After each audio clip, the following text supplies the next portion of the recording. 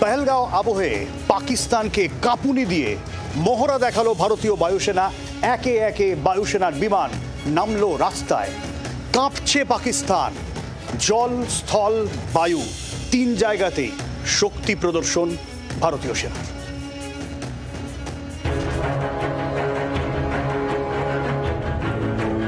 মাঝ আকাশে মিরাজ, দ্রুত গতিতে উড়ে আসছে সুখোই। উপস্থিতি জানান দিচ্ছে ভারতীয় বিমান বাহিনীর পোস্টার বয় রাফাল। পহেলগাঁও হামলার পর থেকেই ক্ষোভে ফুঁসছে দেশ। পাকিস্তানের বিরুদ্ধে জোরালো হচ্ছে বদলার দাবি। এমন যুদ্ধংদেহী মুহূর্তে আকাশে আবার পেশি প্রদর্শন করল বায়ুসেনা।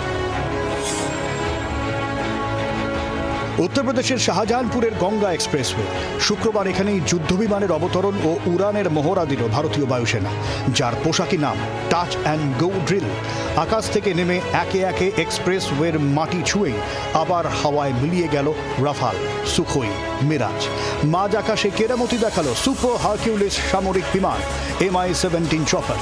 কিন্তু হঠাৎ করে বিমান ঘাঁটি ছেড়ে রাস্তায় যুদ্ধবিমান কেন? সামরিক বিশেষজ্ঞরা জানাচ্ছেন, যে কোনো যুদ্ধেই বিমান ঘাঁটি লক্ষ্য করে হামলা চালাতে পারে শত্রুপক্ষ।